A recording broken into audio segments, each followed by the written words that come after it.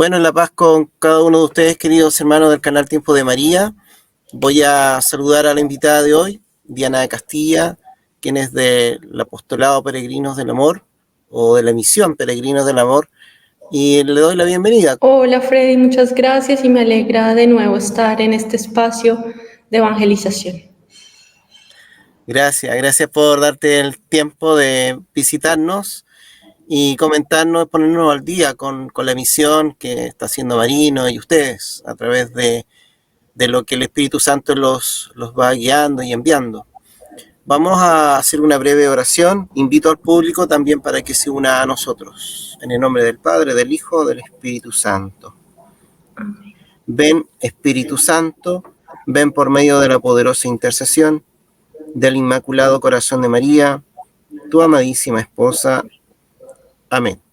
Amén. Estimada Diana, el Peregrinos del Amor es una fundación, es una misión, es un apostolado. ¿Qué es? ¿Puedes comentarnos, por favor? Sí, claro. Bueno, Peregrinos del Amor en realidad nace 2 años después de que Marino Restrepo tiene una experiencia de profunda conversión en la Navidad de 1997 en un secuestro, donde él tiene una experiencia del cielo, del purgatorio, del infierno, y también tiene pues la bendición de ver al Señor Jesús, a la Santísima Virgen María, y a raíz de esa experiencia pues su vida cambia completamente después de haber vivido 33 años alejado de Dios en pecado y de haber olvidado todo acerca de su fe católica.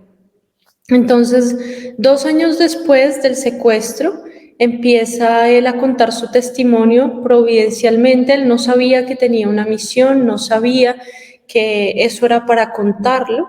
Sin embargo, una cosa lleva a la otra y él empieza a contar como pequeñas cápsulas de su testimonio y eso empieza a expandirse, por así decirlo, a difundirse en varios escenarios de la iglesia y él empieza a compartirlo más y más.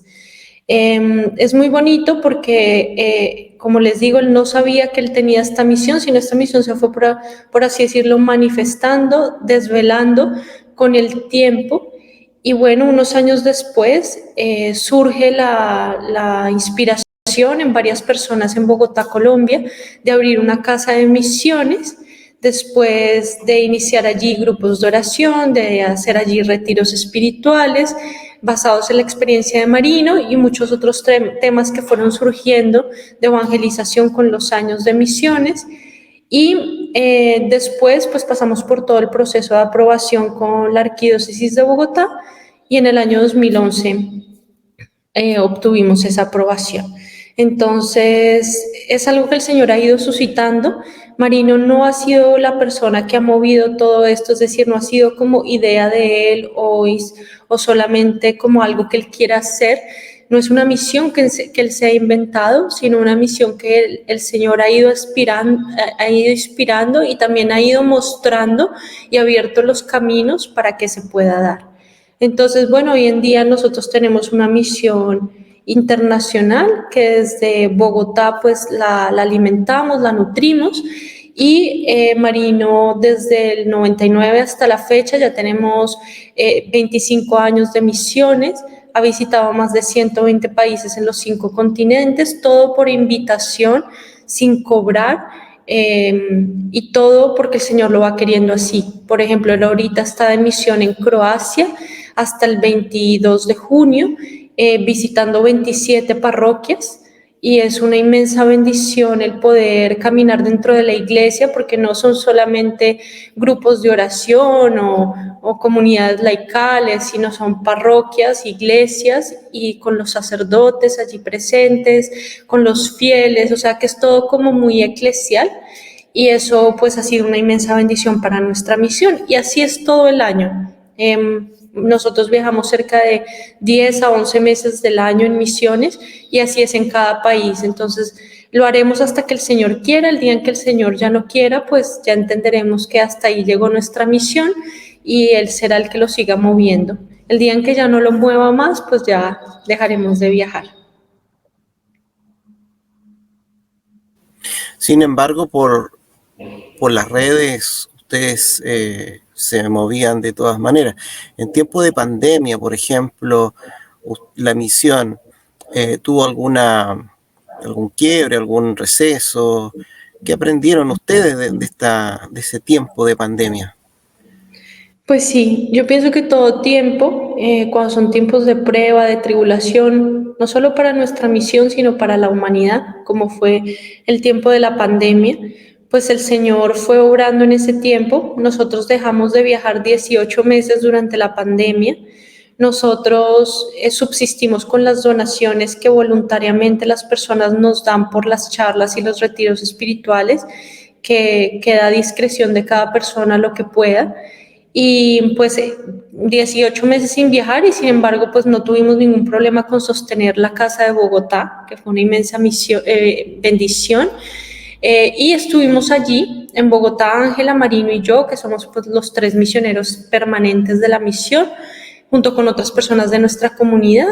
Y estuvimos allí 18 meses haciendo lo que podíamos hacer por internet. Digamos que a diferencia de otros apostolados, nuestra misión en internet no inició con la pandemia. De hecho, nuestro canal de YouTube está habilitado desde el año 2008 y ya subíamos constantemente videos. En el 2018 ya hacíamos en vivo desde todos los lugares de misión. Pero todo este trabajo de muchos años sí sin duda nos sirvió para que una vez llegó la pandemia, pues pudimos entrar al mundo netamente virtual sin ningún impedimento y con los conocimientos y la formación y la preparación necesaria para hacerlo. Entonces empezamos a hacer unos congresos virtuales todos los meses con personas que nosotros conocemos de los diferentes países y diferentes lugares de misión, obispos, religiosos, religiosas y laicos que nos iban acompañando en cada congreso. Básicamente lo que hacíamos era utilizar el tiempo litúrgico, escoger un tema propicio para ese mes y empezábamos a poner en oración a quien invitar a esos congresos que estuvieran ligados con la espiritualidad. Por ejemplo, si hacíamos un congreso sobre el Sagrado Corazón de Jesús, bueno, a quién conocemos de nuestros contactos de la misión que tengan alguna devoción al Sagrado Corazón de Jesús. Y por ejemplo, conocíamos a las religiosas de la Visitación de Manizales en Colombia que tienen la Guardia de Honor. Se encargan de consagrar a las personas a la Guardia de Honor del Sagrado Corazón de Jesús. Entonces, por ejemplo, una de las hermanitas en ese congreso nos compartió una charla sobre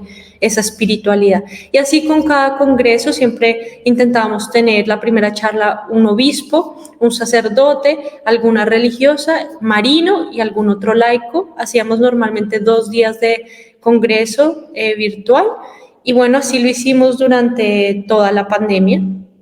Una vez se reanudaron los viajes de misión, pues nos quedaba cada vez menos tiempo para poderlo hacer.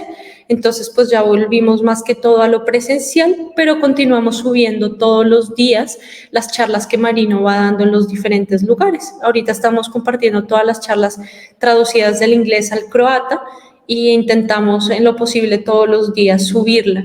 Además, subimos un diario en fotos de la misión en Facebook de Peregrinos del Amor, se llama Peregrinos del Amor FPA, y ahí subimos todos los días un álbum de fotos de dónde estuvimos ese día, qué misión se hizo de evangelización, y así continuamos como manteniendo vivo también la misión a través de Internet.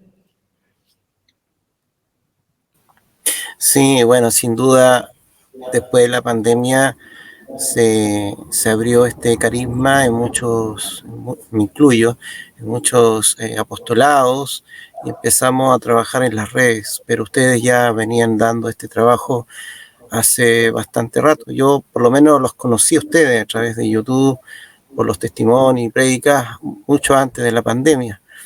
Y bueno, y nos encontramos con que tenemos un santo en las redes, bueno, un futuro santo en las redes, que es Carlo Acutis, y que creo que también podríamos recurrir a él para que sea nuestro patrono, protector en las redes sociales.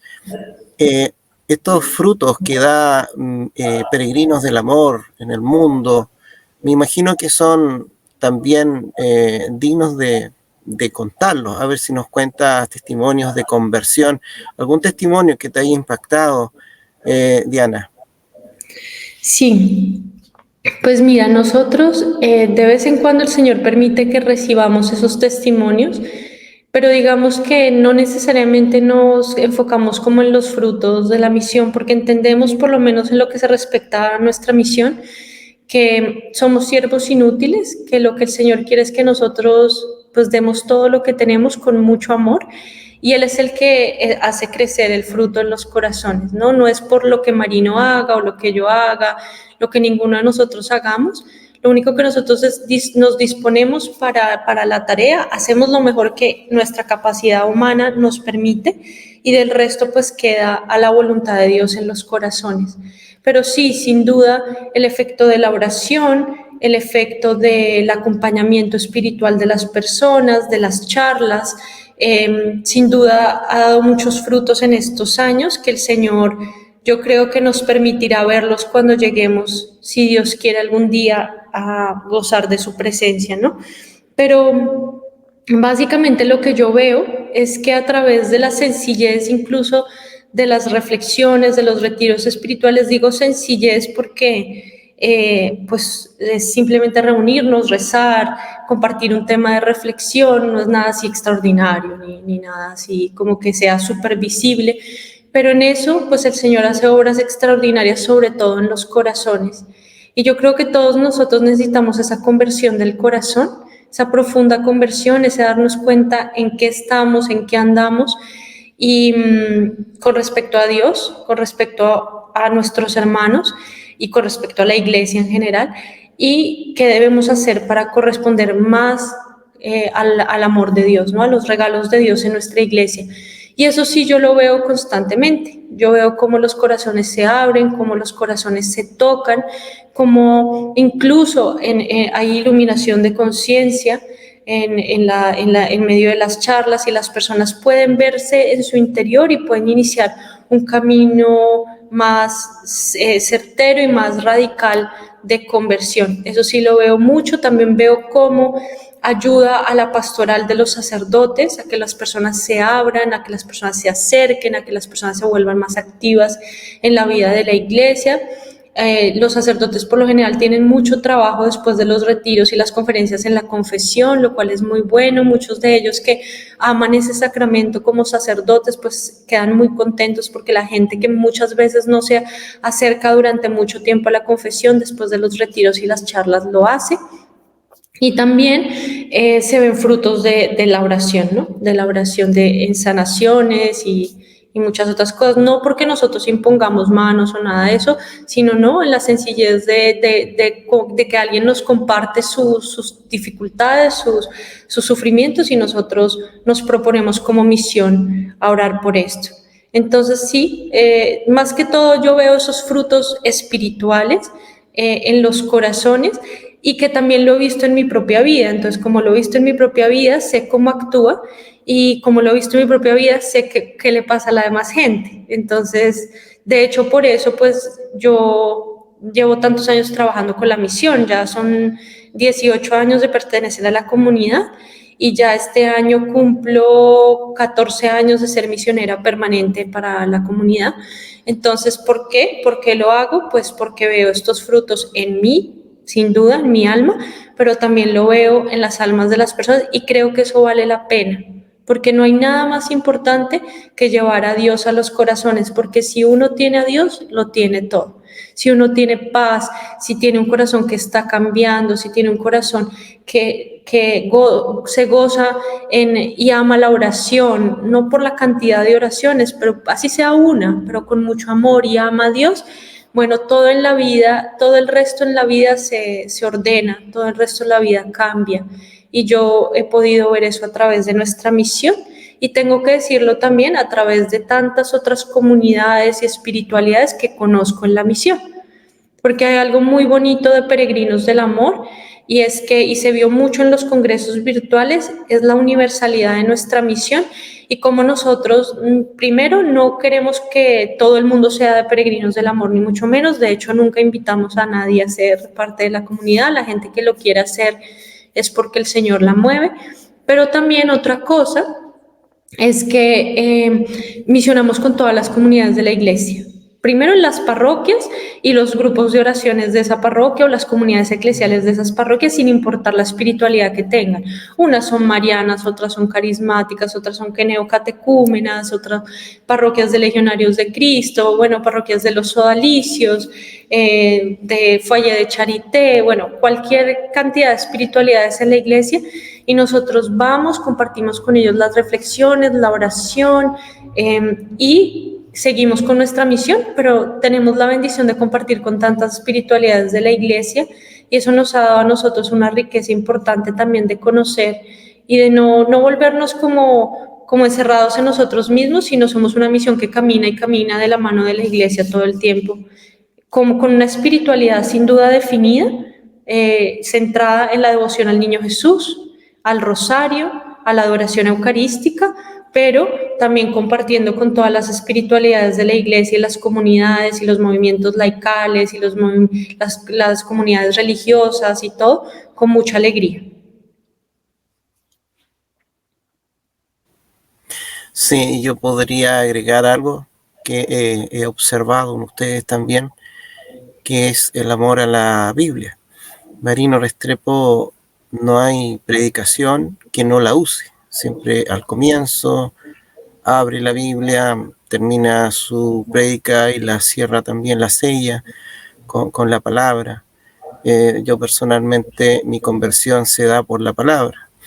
Y cuando veo que ustedes también, para ustedes la palabra de Dios es como el motor o la inspiración principal, me da mucha confianza y me gusta mucho eso de el uso que Marino le da a la palabra de Dios. Ahora, ustedes me imagino que como también misioneros, usan el mismo método de Marino de abrir la palabra, predicar, después cuando terminan ustedes también la cierran con la palabra, o eso es solamente una indicación que se le da a Marino. No, nosotros también lo hacemos, digamos que más que una indicación ha sido una inspiración. Marino dice que cuando él abre la palabra antes de iniciar, él lo hace espontáneamente y es simplemente para leer la palabra, y eso limpia su lengua y limpia los oídos, sella los oídos de las personas que lo van a escuchar, y al final abre la palabra y con eso sella aquello que se ha hablado, y para que el diablo no se lo robe, ¿no? Nosotros también hacemos lo mismo a la hora de predicar, pero sobre todo algo muy importante que nosotros le insistimos a las personas es que lean las lecturas diarias de la liturgia. Yo pienso que no hay nada más perfecto que la divina liturgia de nuestra iglesia, donde nosotros tenemos la primera lectura, el Salmo, la segunda lectura los domingos y el Evangelio en una comunión perfecta. Y podemos también leer, por ejemplo, de Vatican News, siempre hay un pequeño extracto con respecto a las lecturas de alguna homilía del Santo Padre, que ayuda muchísimo también a entender la palabra. Y yo pienso que si nos dedicamos a hacer eso como católicos, pues no solamente conocemos todas las escrituras, sino que además pues disfrutamos de estos tesoros de nuestra iglesia. Igual la liturgia de las horas, como laicos podemos hacer la liturgia de las laudes y de las vísperas, y eso también nos ayuda a conocer los salmos, a tener una lectura pequeña diaria, a compenetrarnos también con la palabra de Dios. Pienso que son herramientas que muchos católicos tal vez no conocen, pero que realmente son muy importantes, porque muchos de los protestantes nos dicen que nosotros no conocemos la Biblia, y realmente no hay una maestra más especial, específica, más grande que la Iglesia Católica en temas de la Biblia. Lo que pasa es que a veces estamos un poquito despistados, ¿no? Y no sabemos bien en qué andamos. Entonces, yo pienso que si una persona con mucha sencillez lee las lecturas todos los días y también va a misa diaria, ojalá para recibir también la homilía de la explicación de las lecturas, pues conoce perfectamente las escrituras. Sí, me gustaría presentarle al público una faceta no muy conocida de Marino, alabando. Hay una canción bien bonita que encontré en YouTube, cantándole a los ángeles. Claro que sí.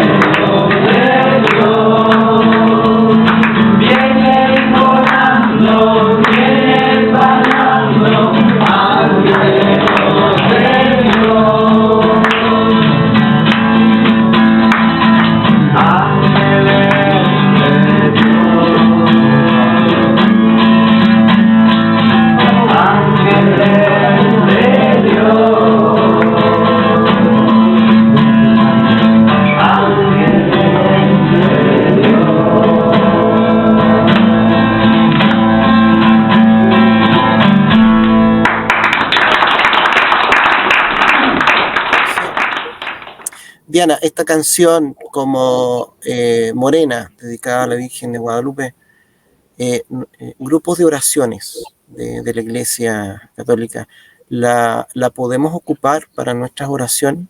¿Estamos autorizados? Claro que sí, esos son canciones que están en YouTube y se pueden utilizar perfectamente. La de la Virgen de Guadalupe, pues la escribió Marino mucho antes de su conversión, no es desde su conversión, lo cual es muy especial. Era simplemente una canción que le compusieron él y su socio a la Virgen de Guadalupe, pero sin ningún realmente devoción real, pero sin embargo es una canción preciosa que hoy pues tiene todo el sentido y es ver la mano de la madre, ¿no? Que está con nosotros siempre, aun cuando nosotros estamos lejos de ella. Y también la de Los Ángeles de Dios, que es otra canción que está en internet, ya esa sí fue compuesta después, la música, y es una canción preciosa también de batalla espiritual, de alabanza, y bueno, incluso la han traducido al croata, ya está traducida hace poco, alguien la tradujo, y así que la quiera usar y que la quiera traducir a otros idiomas y usarla, pues claro que sí, pueden dar los créditos a Marino Restrepo y ya, está muy bien. Bien, gracias. Entonces, manos a la obra con eso. Nosotros vamos a tener pronto un retiro. Propuse estos temas y quedé de preguntarte para estar también tranquilo. Bueno, yo personalmente he aprendido mucho con ustedes. Ha sido bastante importante que Dios o el Espíritu Santo haya enviado esta misión hoy en estos tiempos de tanta confusión. En pandemia, por ejemplo, hubo muchas corrientes antipapa, el tema de la vacuna, el tema de la comunión en la mano o en la boca, eran temas controversiales que dividieron mucho a la Iglesia Católica a nivel mundial. Yo me di cuenta a través de las entrevistas. Tuve Sí, que sí, sí. descartar, tuve que descartar a muchos, incluso videntes, que hablaban mal contra el Papa y sencillamente no fueron publicados sus entrevistas. Pero, eh, ¿qué les pareció a ustedes como peregrinos este tema, esto que ocurrió y que todavía ocurre, que a lo mejor no se notaba tanto como se manifestó en pandemia? Sí, yo pienso que la persecución a la iglesia es grande, sobre todo cada vez que nos acercamos más a la segunda venida del Señor, obviamente sabiendo que solo el Padre conoce el día y la hora y nosotros no tenemos la menor idea, pero sí, sin duda estamos cada vez más cerca, cada vez que pasa un año más, pues estamos más cerca. Entonces, claro, la persecución a la iglesia es cada vez más grande y es curioso, no solo de gente que no es católica, agnóstica, atea, sino, o de otras corrientes, sino aún dentro de la iglesia, ¿no? Yo creo que es una trampa grande del diablo, no creo que haya otra explicación fuera de eso.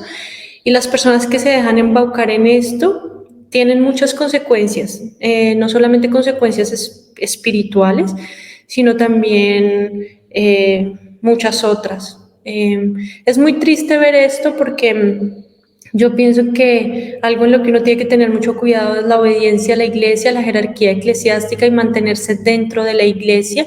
Y muchas veces se nos sube la soberbia a la cabeza, la soberbia espiritual, y creemos que lo que nosotros creemos, pensamos, sentimos es lo correcto. Pero cuando eso no está lleno del amor de Dios y de la caridad y del perdón y ¿no? De la honestidad, de la sinceridad, y está lleno más bien del odio, la persecución, la difamación, pues no puede ser algo que viene de Dios. Entonces, para nosotros como peregrinos del amor, uno de nuestros pilares es la comunión eclesial y es algo que nosotros sin duda todo el tiempo estamos promoviendo, el hecho de que las personas estén en comunión con la iglesia, independientemente de cómo esté la iglesia en dado momento, nosotros nos mantenemos fieles a la iglesia, orando, intercediendo con amor y no nos dedicamos ni a criticar, ni a difamar, ni a promover cosas. Muchas personas les llega cualquier cosa mala del Santo Padre y inmediatamente la reenvían.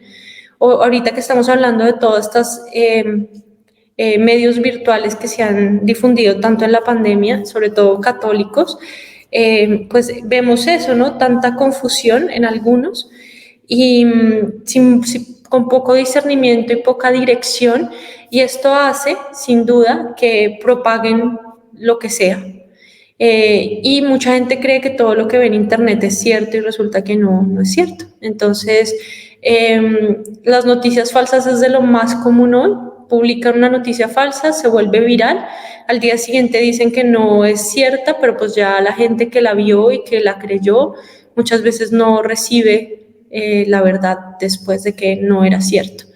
Y así pasa muchísimo con el Santo Padre, y yo creo que para una persona con discernimiento espiritual es muy fácil verlo. Es muy fácil verlo porque pues a quien están atacando, a la cabeza de la iglesia. Si atacan a la cabeza de la iglesia, ¿qué están destruyendo? La misma iglesia, ¿no? Están diciendo en pocas palabras que esta iglesia no está conducida por el Espíritu Santo, que el Espíritu Santo se equivocó al elegir al Papa Francisco, que fueron solo cosas humanas, y si nosotros empezamos a creer eso, no creemos que es la iglesia del Señor. Para mí eso es muy claro, aunque para mucha gente no lo sea, y si no creemos que esta es la iglesia del Señor y las puertas del infierno pueden prevalecer contra ella, se nos empieza a derrumbar todo, ¿no? Entonces por eso la gente pierde la fe, por eso la gente se va, y se va incluso a sectas, ¿no? Hoy hay muchas sectas antipapa que crean prácticamente su propia iglesia, se separan y creen que tienen todo, ¿no? Creen que son los verdaderos sacerdotes, y resulta que ellos al desunirse, la falta de comunión con la iglesia, con el Santo Padre, hace de que incluso la Eucaristía que esos sacerdotes consagren, ni siquiera esté ahí el cuerpo del Señor, ¿no? Entonces empieza la gente a ir a esos lugares pensando que ahí encuentra la verdad, y ni siquiera recibe el cuerpo de Cristo ni la absolución en el sacramento de la confesión. O sea, es muy complicado, ¿no? Entonces, y las personas se dejan engañar porque creen que son más santos de lo que encuentran hoy en la iglesia. Y sin duda, en la iglesia ahora a veces uno va a una parroquia y está bastante desnutrida, y uno quiere confesarse y no hay nadie, y la Eucaristía es rapidita, como si no importara. Claro, eso lo encontramos en la iglesia, pero no en todos lados. Yo puedo dar fe de que la Iglesia Católica es preciosa en tantos lugares y encontramos tantos sacerdotes buenos, trabajadores. Lo que pasa es que a veces encontramos también otras de estas situaciones, y la gente que lo vive en sus propios lugares donde vive pues es muy triste, pero esa no es la totalidad de la iglesia. Entonces cuando uno empieza a ver eso y lo que hace es separarse de la iglesia y montar su propio culto aparte, pues está cayendo en un grave error, y además llevándose a las personas a estar fuera de la gracia, fuera de los tesoros de la iglesia, fuera de los sacramentos, ¿no? Entonces es muy triste. Y para nosotros es esencial como misión la obediencia al Santo Padre y a la Iglesia, y nos hemos ganado mucha persecución por eso, durante y antes de la pandemia, por defender al Santo Padre y por intentar explicarle a los católicos que no dejaran de recibir la Santa Eucaristía por recibirla en la mano, que si estaban confesados y con el corazón preparado y lo recibían con dignidad en la mano, con reverencia, era mejor eso a no recibir al Señor, que sin duda todos queremos recibirlo en la boca y cuando se puede de rodillas, pero si no es posible, nuestro corazón es el que tiene que estar convertido, y nuestro corazón es el que tiene que amar a Dios y tener reverencia y respeto hacia Dios. Y si hacemos eso, no importa tanto si lo recibo en la mano y mis manos están limpiecitas, acabadas de lavar, o si lo recibo en la boca. Pero también pasa a veces que lo recibimos en la boca y nuestro corazón está maleado y nuestra lengua está sucia, ¿no? Hemos pecado con nuestra lengua. Es muy bonito revisar la carta de Santiago que habla sobre la lengua, y para que uno se dé cuenta de que también a veces pecamos mucho con la lengua y no nos damos cuenta. Entonces, lo que importa siempre es la conversión del corazón y el amor a Dios. Y ahí pues vamos navegando con lo que la iglesia nos dice. Por ejemplo, yo como misionera, yo llego a una parroquia y el padre anuncia: por favor no reciban la comunión en la boca, recíbanla por favor en la mano. Yo obedezco así. Yo no la recibiría normalmente en la mano, nunca la recibo, pero si él me lo está pidiendo, yo lo hago. Él tiene la responsabilidad, no yo. Es su parroquia, yo no soy el párroco. ¿no? Yo la recibo en la mano, me aseguro que mis manos estén limpias, me aseguro de estar en gracia y de estar confesada y la recibo en la mano, pero nunca, nunca dejaría de recibir al Señor en la Eucaristía por no recibirla en la mano. Pero la gente se deja convencer de otras cosas a través de videntes, a través de revelaciones privadas y no le hacen caso a la iglesia. Entonces ahí se empiezan a perder. Y lo que yo te comentaba al principio, ¿qué consecuencias espirituales tiene esto? Tiene una consecuencia espiritual grave que es la apostasía y también tiene otra consecuencia espiritual y mental grave, es que estas personas por lo general se enferman espiritualmente y mentalmente por el fanatismo. Entonces es muy complicado, sí. Bueno, a mí lo que me mantuvo en línea fue una revelación privada, que son los mensajes de la Virgen de Fátima al padre Stefano Gobi con su movimiento sacerdotal mariano. Y estaba en Rosario constante con el movimiento de España. Y el movimiento sacerdotal mariano nace para defender al Papa, en ese tiempo Juan Pablo II, y sigue hoy, en estos tiempos, defendiendo al Papa que esté de turno.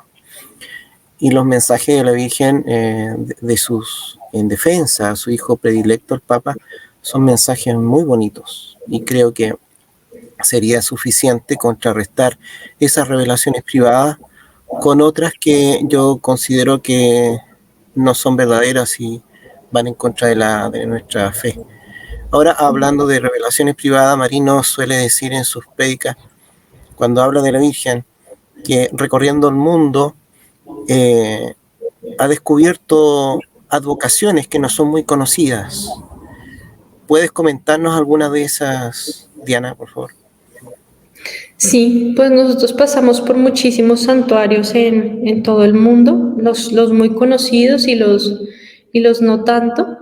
Pero es una alegría ver, por ejemplo, en España, hay una que yo quiero mucho en Valencia, Nuestra Señora de los Desamparados, muy conocida en Valencia, sale en procesión preciosa, es grandísima la estatua, pero en muchos otros lugares no. Y así en muchísimas ciudades, así en muchísimos lugares del mundo, hay advocaciones propias de esos lugares, veneradas en esos lugares, y que realmente han traído tantas gracias a las personas que viven allí y a esos países, porque pues la Virgen es sin duda la embajadora del cielo más frecuente en la tierra por voluntad del Padre Celestial, y ella viene a acompañarnos en el camino de nuestra vida y se presenta a nosotros según los momentos específicos de la historia, según los momentos específicos también de nuestra vida como pueblo de Dios.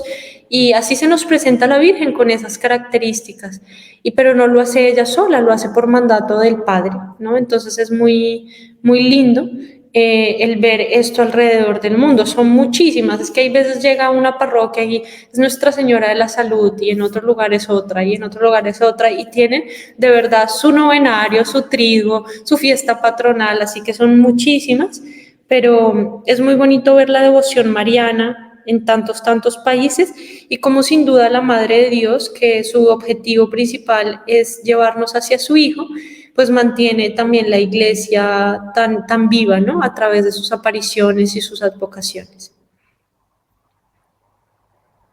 Muchas gracias, Diana.